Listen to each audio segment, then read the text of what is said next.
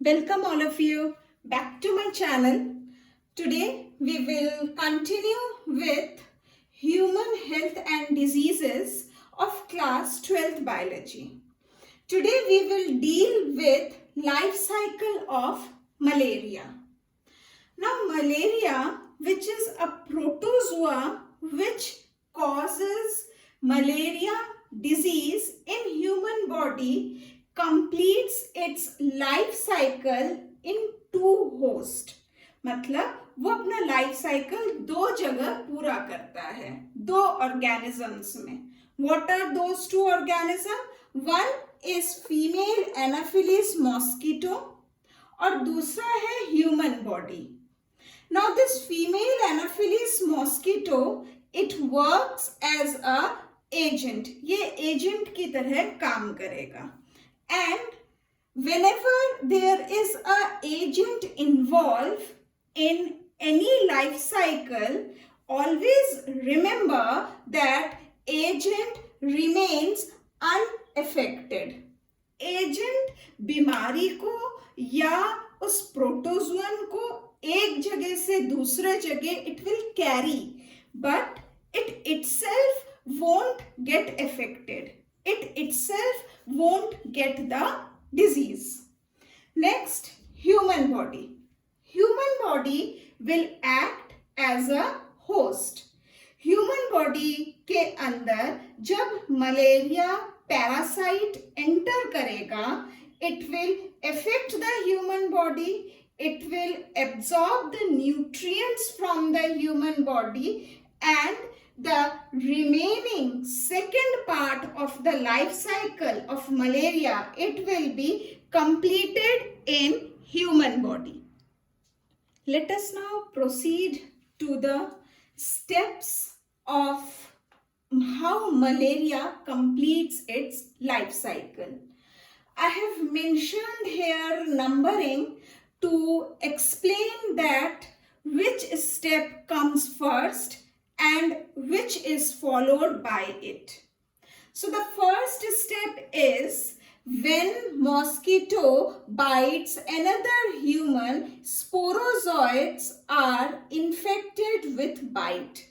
That means when a female Anopheles mosquito, which is a vector of malaria, is having sporozoite in its body, that is malarial sporozoite.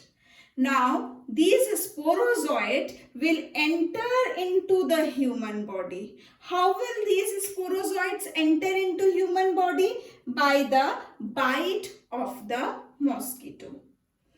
Now second step, what will happen? These sporozoite, that is the parasite, it will enter into the liver of the human body. How will these sporozoite enter into the liver? It will enter the liver through the blood. Now once these sporozoite has entered into the liver, now we move to the third step. What will happen? Parasite produces asexually in liver cells, bursting the cells and releasing into the blood. Now what will happen? This parasite means these sporozoites will reproduce. How will they reproduce? They will reproduce asexually. Now inside one cell, many number of sporozoites will be produced. As a result, what will happen? The cell will burst. Once the cell will burst, what will happen then? Now these parasites will be released into the blood. सारे के सारे parasite फिर फैल के कहाँ आ जाएंगे? Blood में आ जाएंगे. Parasite reproduces asexually in blood cells. अभी तक वो लिवर सेल में थे. लिवर सेल में इन्होंने रिप्रोड्यूस करा, करके लिवर सेल में बर्स्ट हो गए. बर्स्ट हो गए वो ब्लड में आ गए. ब्लड में आ गए मतलब वो ब्लड सेल्स में आ गए. और अब they will now asexually produce in blood cell. तो ब्लड सेल में भी वो अब क्या करेंगे, एसेक्सुअल रिप्रोडक्शन करेंगे। कंटिन्यूअस एसेक्सुअल रिप्रोडक्शन जब वो ब्लड में करेगा तो उससे क्या होगा, बर्स्टिंग ऑफ द आरबीसी होगा। अब आरबीसी भी कितनी देर तक संभालेगा, एक टाइम के बाद नाउ आरबीसी विल बर्स्ट, जिसकी वजह से क्या होगा, एक इन्फेक्टेड आरबीसी नए दूसरे आरबीसी सेल्स को भी इन्फेक्ट करेगा। भाई ब्लड में ही है, एक ब्लड सेल में इन्फेक्शन है, वहां पे उसने एसेक्सुअली रिप्रोड्यूस खूब सारा किया, करने के बाद क्या होगा, वो सेल एक टाइम के बाद फटेगा।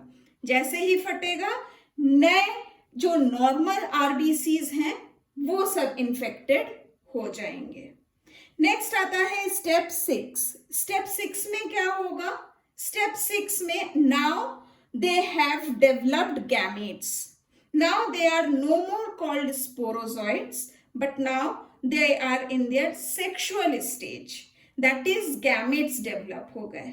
ये गैमेट्स कहाँ डेवलप हुए, ये गैमेट्स भी आरबीसी में ही डेवलप हुए। So we call this stage as gametocide. Gamete plus cyte. Cyte means cell, gametes means male gamete and female gamete. ये दो gametes बनाएंगे। अब क्या होगा, आफ्टर दिस 7th स्टेप, यहां तक हो गया ह्यूमन बॉडी में। अब नेक्स्ट जो स्टेप आएगा, now it will enter into mosquito. How, female mosquito takes up gametocyte with blood meal. अब मच्छर का नॉर्मली उसको खाना खाना है तो खाना उसको कहाँ से मिलेगा, ह्यूमन बीइंग को बाइट करने से। अब मॉस्किटो को तो नहीं पता कि इसको मलेरिया है या नहीं है।